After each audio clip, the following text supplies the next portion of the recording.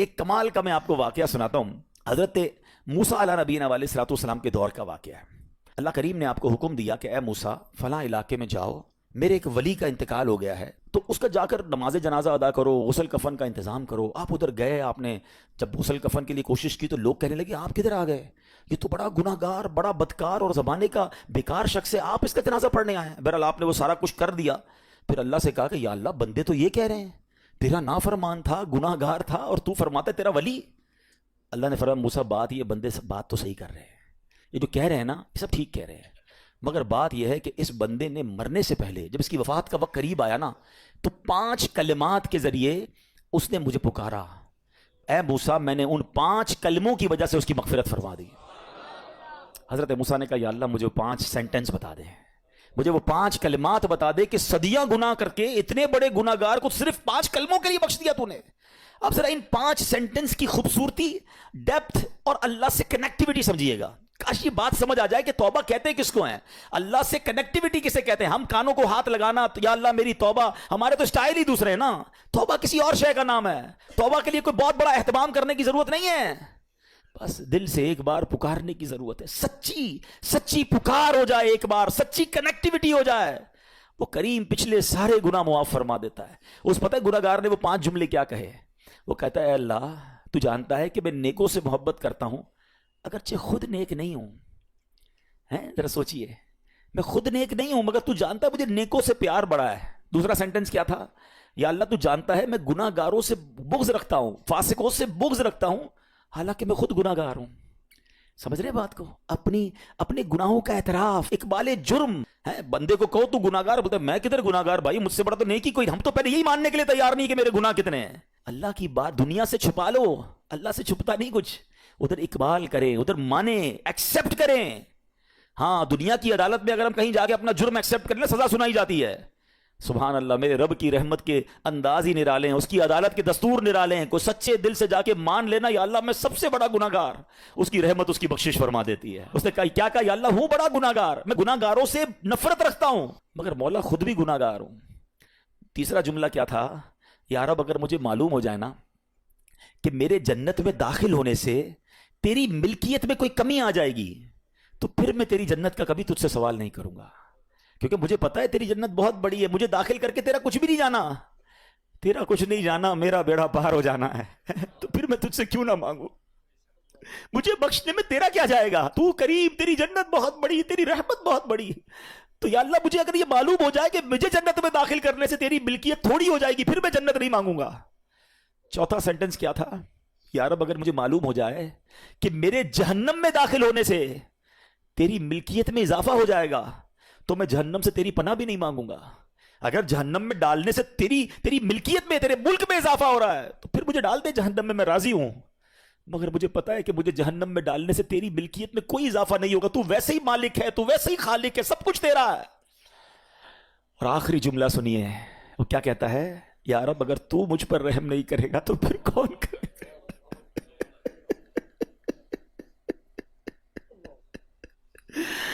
اگر اللہ رحم نہیں کرے گا تو کون کرے گا. آج اس کی رحم کی بھیک لینے تو آئے ہیں, آج اس کے کرم کی خیرات لینے تو آئے. ہم مانتے ہیں یا اللہ, ہم سب ایکسیپٹ کرتے ہیں, ہم نے بہت گناہ کیے, ہم نے بہت خطائیں کی, لوگوں سے ڈر لگتا رہا کہ کوئی دیکھ نہ لے. مالک معلوم تھا تو دیکھ رہا ہے, پھر بھی ہم نے گناہ کیے. دروازے بند کر کے گناہ کیے, لائٹ آف کر کے گناہ کیے, علاقے تبدیل کر کے گناہ کیے. ہم سب مانتے ہیں مولا, مگر یہ پتا ہے ہمیں بخش دے گا تو تیری رحمت میں کمی نہیں آئے گی, تیرا جائے گا کچھ نہیں. ہم بھی تیرے بندے ہیں, ہم بھی تیرے بندے ہیں, تیرے محبوب کے امتی ہیں مولا. تو رحم نہیں کرے گا تو کون رحم کرے گا. حاصل کریں. جب حضرت عبدالرحمن بن عوف کو ہوش آیا نا تو لوگوں نے کہا کہ آپ کی طبیعت کیسی ہے, تو آپ نے کہا کیا مجھ پر غشی طاری ہو گئی تھی ہیں. تو کہا جی, تو کہتے ہیں بے شک میری بے ہوشی میں میرے پاس 2 فرشتے آئے اور کہنے لگے تم چلتے نہیں کہ ہم تمہیں خدا کی بارگاہ میں لے جائیں اور تمہارے بارے میں فیصلے لیے جائیں. دوسرے فرشتے نے کہا انہیں لوٹا دو, یہ ان افراد میں سے ہے جن کے لیے ان کی ماؤں کے پیٹ میں ہی سعادت مندی لکھ دی گئی تھی. اور ان قریب اللہ تعالیٰ ان کے ذریعے ان کی اولاد کو جب تک چاہے گا نفع دے گا. اس کے بعد آپ رضی اللہ تعالیٰ ایک مہینہ مزید زندہ رہے, اس کے بعد انتقال ہوا. تو پتہ چلا کہ آپ کی والدہ نے نماز پڑھی, اللہ سے مدد مانگی, اور آپ کو اللہ نے ایک نئی زندگی عطا فرمائی. تو آپ اپنی زندگی میں اس پریکٹس کو آج اس آیت سے دیکھیں, ہم نے کرنا کیا ہے, ہم جب بیان میں آئیں تو صرف بیان نہیں سننا ہے, ہم نے اللہ نے مجھے کہا کیا ہے, ہم اس ٹاپک کو لے کے اسی لیے چل رہے ہیں نا کہ میرے رب نے ڈائریکٹلی مجھ سے کیا بات کی ہے. تو آج اس آیت میں یہ لیسن مل رہا ہے کہ جب کسی پرابلم میں ہیں, کلیمٹی میں ہیں, تو اللہ کی طرف جانا ہے اور نماز سے مدد چانی ہے. وَاسْتَعِينُوا بِالصَّبْرِ وَالصَّلَاةِ. اچھا اب آپ دیکھیں پیارے آقا کی نماز کی کیسی عادت تھی. بادل گرجتے تھے, آندھی چلتی تھی, کسی بری خبر کی اطلاع آ رہی ہوتی تھی, نبی پاک نماز کی طرف چلے جاتے. اچھا مجھے بتائیں نماز استسقاء کیا ہے؟ بارش نہیں ہو رہی ہے, پیارے آقا نماز پڑھا رہے ہیں. سورج گہن ہو رہا ہے, نبی پاک نماز پڑھا رہے ہیں. چاند گہن ہو رہا ہے, پیارے آقا نماز کی طرف. یعنی کس قدر اللہ کی طرف رجوع ہے. And whenever anything bad happen یا گوئنگ ٹو بیڈ ہیپن, ہونے والی لگ رہی ہے, کچھ بڑا ہونے والا ہے. ہمیں بھی تو خبریں آ رہی ہوتی ہے نا کہ بھائی کل بہت شدید بارش ہوگی, اللہ نہ کرے کوئی اور بری خبر ایکسپیکٹیشن ہے, آپ کو کاروبار میں کوئی ایسی خبر آنے کا ڈر ہے, یا آپ کی کوئی شپمنٹ جاری ہے, واٹ ایور آپ چاہتے ہیں ہر چیز بہتر ہو جائے. قرآن نے فارمولا دیا نا, وَاسْتَعِينُوا بِالصَّبْرِ وَالصَّلَاةِ. اللہ نے ڈائریکٹلی مجھے اور آپ کو کہا ہے. تو from now on words make your practice کہ میں نے انشاءاللہ نماز سے مدد لینی ہے. اور آپ اپنی آنکھوں سے دیکھیں اور آپ اللہ سے عرض بھی کریں کہ اللہ تو نہیں قرآن میں کہا ہے مدد لے, میں نے کھڑا ہو گیا نماز کے لیے. تو نماز سے آپ نے مدد لینی ہے. اچھا اب اس کے بعد آیت کا جو سیکنڈ پارٹ ہے کہ صبر سے بھی مدد لینی ہے. اور آگے کیا فرمایا, ان اللہ مع الصابرین, اللہ صابروں کے ساتھ ہے. سبحان اللہ. اس کا مطلب یہ ہوا کہ اللہ تعالیٰ اپنے علم و قدرت کے ساتھ ویسے تو ہر کسی کے ساتھ ہے, لیکن یہاں صبر کرنے والوں کا خاص ذکر اس لیے ہوا تاکہ انہیں معلوم ہو جائے کہ اللہ تعالیٰ ان کی مشکلات کو دور فرما دے گا. مگر کرنا کیا ہے؟ صبر کرنا ہے. اچھا اب صبر کے بارے میں دو باتیں بڑی اہم ہیں کہ صبر نارملی ہم جب بھی صبر کے بارے میں سنتے ہیں تو صبر ہم کہتے ہیں یا تکلیف آئی ہے صبر کرو, یقیناً یہ بھی صبر ہے, مگر صبر کی ایک اور قسم بھی ہے جو اس سے بھی سپیریئر ہے, جو اس سے بھی افضل ہے. اور وہ کیا ہے؟ گناہ کے لیے دل چاہے, حرام کے لیے دل چاہے, نفسانی خواہشات برا کام کروانا چاہ رہی ہیں اور بندہ اس پر صبر کرے. یہ صبر جو ہے نا, یہ شریعت کو اور محمود ہے اور بڑا افضل ہے کہ انسان کو جی چاہے کہ فلاں گناہ کرنا ہے مگر وہ اس پر صبر کرے. اور دوسرا صبر وہی ہے جو ہم جانتے ہیں کہ کوئی مصیبت آ جائے, کوئی آفت آ جائے, کوئی ہمارا اللہ نہ کرے کسی سے لڑائی ہو جائے, ہمیں کوئی برا بلا کہے, ہم اسے معاف کر دیں, صبر کریں. یا جسمانی تکلیف ہے, کاروبار میں پرابلم ہے, ہم اللہ کی رضا پر راضی رہیں. تو یہ دو قسم کے صبر ہیں. اور جب کوئی بندہ صبر کرتا ہے نا تو قرآن و حدیث اور بزرگان دین کے اقوال سے میں آپ کو اس کے 10 فائدے بتانا چاہتا ہوں. میں کہتا جاؤں گا, آپ اللہ کے ذکر کی نیت سے سبحان اللہ بھی کہتے رہیں, جنت میں درخت بھی لگاتے رہیں. ٹھیک ہے. اللہ تعالیٰ صبر کرنے والوں کے ساتھ ہے. صبر کرنے والے کو اس کے عمل سے اچھا اجر ملے گا, صبر کرنے والے کو بے حساب اجر ملے گا. صبر کرنے والوں کی جزا دیکھ کر قیامت کے لوگ حسرت کریں گے. صبر کرنے والے رب کریم کی طرف سے درود و ہدایت اور رحمت پاتے ہیں. صبر کرنے والے اللہ کو محبوب ہیں. صبر آدھا ایمان ہے. صبر جنت کے خزانوں میں سے ایک خزانہ ہے. صبر کرنے والے کی خطائیں مٹا دی جاتی ہیں اور صبر ہر بھلائی کی کنجی ہے. اب آتے ہیں ان دونوں صبر کو تھوڑا سا ڈیفائن کرتے ہیں. ایک نفسانی خواہشات, گناہ کا جی چاہتا ہے, کیونکہ نفس ہے نا وہ تو ہر وقت موج مستی چاہتا ہے, وہ تو ہر وقت چاہتا ہے جناب بس یہ بھی کام کر لوں وہ بھی کر لوں. اب مجھے یہ دیکھنا ہے کہ میرا یہ کام اللہ کو راضی کرے گا یا رب کو ناراض کر دے گا. لیکن جو نفسانی خواہشات پر صبر کرتا ہے نا, گناہ سے اپنے آپ کو بچاتا ہے. قرآن کیا کہتا ہے, وَأَمَّا مَنْ خَافَ مَقَامَ رَبِّهِ وَنَهَى النَّفْسَ عَنِ الْهَوَىٰ فَإِنَّ الْجَنَّةَ هِيَ الْمَأْوَىٰ. اور رہا وہ جو اپنے رب کے حضور کھڑے ہونے سے ڈرا اور نفس کو خواہش سے روکا تو بے شک جنت ہی اس کا ٹھکانہ ہے. دل چاہ رہا ہے, شیطان کہہ رہا ہے کر لے, کوئی دیکھنے والا نہیں ہے, علاقہ بھی چینج کر لیا, شہر بھی تبدیل ہو گیا, nobody here to watch you, مگر اللہ دیکھ رہا ہے. اچھا نارملی اگر غور کریں گناہ کرتے کیوں ہیں, جتنے بھی گناہ ہیں, what ever the list of گناہ اٹھائیے, کوئی شراب پیتا ہے, کوئی بدکاری کرتا ہے, ماد اللہ, کوئی جوا کھیلتا ہے, کوئی جناب بے حیائی کرتا ہے, گندی چیزیں دیکھتا ہے یا جھوٹ بولتا ہے, واٹ ایور, ان تمام گناہوں میں تھوڑی سی لذت ہے, ٹیسٹ. ٹھیک ہے, غیبت میں بھی ٹیسٹ ہے, بلکہ کتابوں میں آیا کہ غیبت میں شراب سے بھی زیادہ مزہ ہے, جبھی تو بندہ چھوڑتا نہیں ہے. اچھا لیکن یہ تمام ٹیسٹ میں ایک بڑی اہم بات اب میں کہنے جا رہا ہوں. یہ بزرگ نے بڑی کمال کی ون لائنر ہمیں دے دیا ہے. وہ کہتے ہیں کبھی بھی لذت کے لیے گناہ مت کرنا, کیونکہ لذت ختم ہو جائے گی, گناہ کا جواب اور پنشمنٹ باقی رہ جائے گی. اب آپ اس فارمولے کو سامنے رکھیں کہ جب بھی ہم گناہ کرتے ہیں فیو منٹس یا فیو آورز کی ایک انجوائمنٹ ہے, آفٹر دیٹ انجوائمنٹ ختم, مگر اس کا جواب باقی ہے, عذاب باقی ہے, اللہ نہ کرے اللہ ناراض ہوا تو پنشمنٹ باقی ہے. تو کیا فرمایا, انجوائمنٹ کے لیے گناہ مت کرنا, انجوائمنٹ ختم ہو جائے گی, عذاب باقی رہ جائے گا. اور اگلا سینٹنس کتنا خوبصورت ہے, فرماتے کبھی بھی تکلیف کی وجہ سے نیکی مت چھوڑنا, تکلیف ختم ہو جائے گی, اجر باقی رہ جائے گا. ہیں। अब मिसाल देता हूं, इसके 2-3 एग्जाम्पल समझिए। गुनाह की एग्जाम्पल तो आप समझ गए कि कोई भी थोड़ी देर का गुनाह करता है, लज्जत पाता है, वो गुनाह खत्म, अजाब बाकी। अब नेकी में क्या होता है? फजर के लिए उठना है, नींद आ रही है, दिल नहीं चाह रहा, आप उठे, आपने वजू किया, फजर पढ़ा, वो उठने की तकलीफ तो खत्म हो गई ना, वापस सोना तो सो जाइए, मगर फजर का अजर और सवाब बाकी रह गया है। रमजान के रोजे डिफिकल्ट हैं, लेकिन इफ्तार के बाद तकलीफ खत्म हो जाती है, हम खाते पीते हैं, मौज करते हैं, मगर सवाब बाकी रह जाता है। कभी कभी आपको कोई मस्जिद में बुलाता है, यार चलो भाई बयान हो रहा है, इज्तिमा हो रहा है, कोई नेकी की बात हो रही है, नहीं यार दिल नहीं चाह रहा, आप आ गए, आधे 1 घंटा बैठे, फिर चले गए, वो आपका जो टेंशन था या प्रेशर था वो खत्म हो गया, मगर सवाब बाकी रह गया। तो अब इस फार्मूले को याद रखिएगा, जब भी गुनाह आपकी तरफ आए ना, आप सोचिए कितनी देर का फायदा है। 1 घंटा दोस्तों के साथ बैठूंगा, बुरी बातें करूंगा, 2 घंटे फिल्म देखूंगा, 2 ढाई 3 घंटे, बस उसके बाद जवाब तो बाकी है ना, कयामत तक अल्लाह को जवाब देना पड़ेगा। नहीं यार, मुझे इंजॉयमेंट के लिए गुनाह नहीं करना है। और जब कोई नेकी का काम आए और आपको लगे यार दिल नहीं चाह रहा, मजा नहीं आ रहा, बोरियत होगी, छोड़ना यार, तो बंदा सोचे कितनी देर की नेकी है, आधे घंटे की, 1 घंटे की, बस 2 घंटे की, और सवाब बाकी रह जाएगा। Let's do it. अगर ये बात समझ आ गई ना आपको, तो इंशाल्लाह देखिएगा गुनाह से बचना और नेकियां करना आसान हो जाएगा। तो अब क्या फरमाया कुरान ने कि जिसने अपने नफ्स को रोका, क्या खूबसूरत आयत है, वअम्मा मन खौफ मकाम रब्बिही वनहन नफ्स अनिल हवा, अब रहा वो जो अपने रब के हुजूर खड़े होने से डरा और नफ्स को ख्वाहिश से रोका, तो बेशक जन्नत ही उसका ठिकाना है। और एक और जगह कमाल से फरमाया, वलिमन खौफ मकाम रब्बिही जन्नतान, मुबारक हो उनको जो अल्लाह से डरते हैं ना, सब्र करते हैं, गुनाह नहीं करते, रुक जाते हैं। कुरान कहता है जो अपने रब के हुजूर खड़े होने से डरे, उसके लिए 2 जन्नतें हैं, 1 नहीं 2 जन्नतें हैं। सूरह रहमान की आयत है। तो पता चला कि नफ्स को रोकना ये आसान भी नहीं है, हाँ दिल बहुत चाहता है, मगर ये सब्र जो है ना, इन्नल्लाह मअस साबिरीन का जो मेराज है, जो टॉप ऑफ द लिस्ट सब्र है, वो ये सब्र है। अच्छा, अब आते हैं एक और सब्र की सूरत कि अब आपको किसी ने गुस्सा दिला दिया, बुरा भला कहा, या आपके मिजाज के खिलाफ बात हो गई, अब आपने रोकना है अपने आप को। अब गुस्से का इजहार नहीं करना, लड़ाई नहीं करनी, गाली का जवाब गाली, ईंट का जवाब पत्थर, अंग्रेजी का मकूला है ना, टिट फॉर टैट, जैसे को तैसा नहीं, ये हमारी शरीयत हमें नहीं सिखाती। अच्छा, आजकल किसी को कहो ना यार आप क्यों यार लड़ाई कर रहे हैं, भाई मैं जवाब ना दूं तो लोग समझेंगे कमजोर आदमी हूं, मुझे अपना रोब भी तो रखना है, मैं भी तो पता चले कौन हूं, अपना बताऊं तो सही कौन हूं। सच्ची बात बताए क्या है, जो टिट फॉर टैट करता है, गाली का जवाब गाली से देता है ना, वो वाकई बता देता है वो कौन है, वो अपना तारुफ करवा रहा होता है कि ये भी ऐसा है, मैं भी वैसा ही हूं। ओ भाई, अच्छा फिर एक और अजीब जुमला बड़ा मशहूर है आजकल, जनाब हम शरीफ के साथ शरीफ हैं, हम बदमाश के साथ बदमाश हैं। मुझे आज तक समझ नहीं आई ये कौन सा बटन लगा हुआ है आपके अंदर कि शरीफ के साथ आप शरीफ हो जाते हैं, बदमाश आता तो आप भी बदमाश हो जाते हैं। जनाबे वाला, शरीफ आदमी शरीफ के साथ भी शरीफ होता है, बदमाश के साथ भी शरीफ होता है, जब भी तो वो गलत आदमी अच्छा होगा ना। नबी पाक अलैहिस्सलाम ने गालियां सुनकर दुआएं दी हैं, पत्थर बरसाने वालों को भी दुआएं दी हैं, मगर हम तो तैयार ही रहते हैं, यार मैं बताऊंगा इसको मैं कौन हूं, एक गाली दी है मैं इसके साथ पुश्तों को गालियां दूंगा, तो फिर आप भी वैसे ही हो गए ना जनाब। हदीस पाक क्या है, who is more stronger, who is more powerful.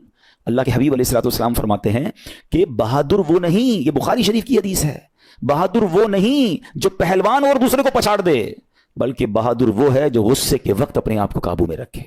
असल बहादुरी ये है। तो अगर आपने वाकई सब्र से मदद लेनी है, इन्नल्लाह मअस साबिरीन का मुजदा लेना है, तो बदले नहीं लेना है, माफ करना है। जरा मिलकर मेरे साथ शब कदर की दुआ दोहराइएगा, अल्लाहुम्मा इन्नका अफुव्वुन करीमुन तुहिब्बुल अफ़्व फ़अफ़ु अन्नी, अल्लाहुम्मा इन्नका अफुव्वुन करीमुन तुहिब्बुल अफ़्व फ़अफ़ु अन्नी, अल्लाहुम्मा इन्नका अफुव्वुन करीमुन तुहिब्बुल अफ़्व फ़अफ़ु अन्नी। What is the meaning? इस दुआ का माना क्या है?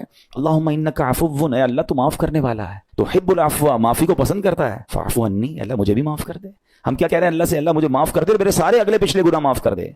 मगर देयर इज अ क्वेश्चन, आपने माफ कर दिया सबको? बंदा कहता नहीं मैं तो इंतजार में बैठा हूं, मैं तो मौके की तलाश में, बस मौका मिले फिर बताऊंगा मैं कौन हूं। हाथ में आ नहीं रहा बंदा, ट्राई कर रहा हूं किसी जगह आ जाए, बस कोई इसके पैसे वैसे आ जाए, कोई इसका मामला मेरे पास आ जाए, बस फिर देखो क्या करता हूं। बैठे इस इंतजार में बैठे बहुत सारे लोग, कमाल है यार।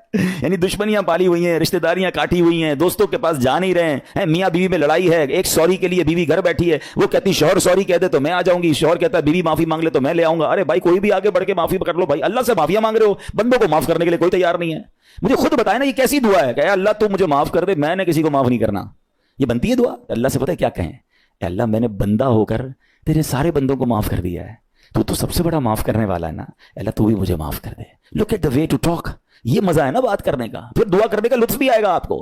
तो दुश्मनियां ना रखें, गुस्से पर काबू पाएं, मुआफ करें। एक हदीस सुन लीजिए, लर्जा देती है, डरा देती है। अल्लाह के नबी अलैहिस्सलाम फरमाते हैं जो रहम नहीं करता उस पर रहम नहीं किया जाता, हदीस का खुलासा है, और जो माफ नहीं करता उसे माफ नहीं किया जाता। अब बताइए हम माफ करते हैं, हम रहम करते हैं? हम कहते हैं अल्लाह हम पर रहम करे, हम किसी पर रहम ना करें, नहीं होगा रहम। पहले अपने अंदर तो लाइए ये बातें। اب ایک آیت سنیے گا اس کے تحت ایک واقعہ اور پھر میں بیان کو کنکلوڈ کرتا ہوں.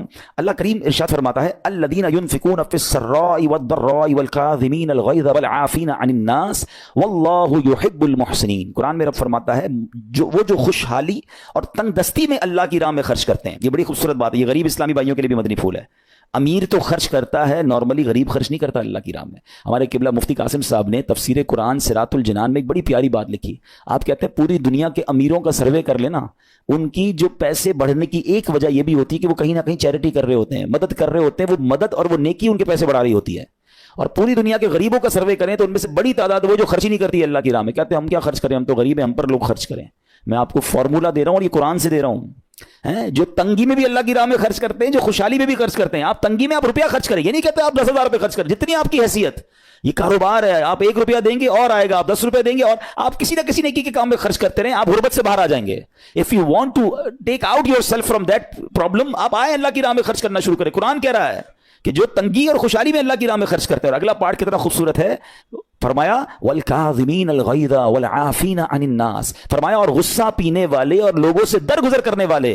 انعام کیا ہے, واللہ یحب المحسنین, اور اللہ نیک لوگوں سے محبت فرماتا ہے. اور پھر ہاں زندگی میں کلیمٹیز, پرابلم, بیماریاں, مشکلیں, قرآن خود کہتا ہے کہ من قریب تمہیں آزمائیں گے. کبھی بیماری آئے گی, کبھی بھوک آئے گی, کبھی مال کم ہو جائیں گے, کبھی ڈسٹربنس آئے گی, خوف آ جائے گا. تو بی ریڈی فار دیٹ, صبر کرنا ہے, کیونکہ اللہ نے فرمایا وبشر الصابرین, صبر کرنے والوں کے لیے خوشخبری ہے. تو اللہ کرے کہ یہ بات ہمیں سمجھ آ جائے اور ہم اس آیت پر عمل کرنے والے بن جائیں تو زندگی بڑی آسان ہو جائے گی. یہاں ایک میں عقیدے کی بات بھی کلیریفائی کر دوں. کچھ لوگوں کو بعض اوقات کنفیوژن ہوتی ہے, یا لوگ کنفیوژن کریٹ کرتے ہیں. مجھے ایک بات بتائیے گا کہ اللہ کیا کہہ رہا ہے, وَاسْتَعِينُوا بِالصَّبْرِ وَالصَّلَاةِ, اے ایمان والو صبر سے اور نماز سے مدد چاہو. کیا صبر اور نماز خدا ہیں؟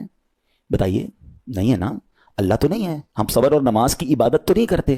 تو جب قرآن کہہ رہا ہے کہ صبر اور نماز سے مدد مانگو, تو غیر اللہ سے مدد مانگنے کا درس تو ہمیں قرآن دے رہا ہے. تو اس کا مطلب یہ ہوا کہ اللہ کے سوا کسی چیز سے یا کسی شخصیت سے مدد لینے کا مقصد یہ نہیں ہوتا کہ ہم اس کی عبادت کر رہے ہیں.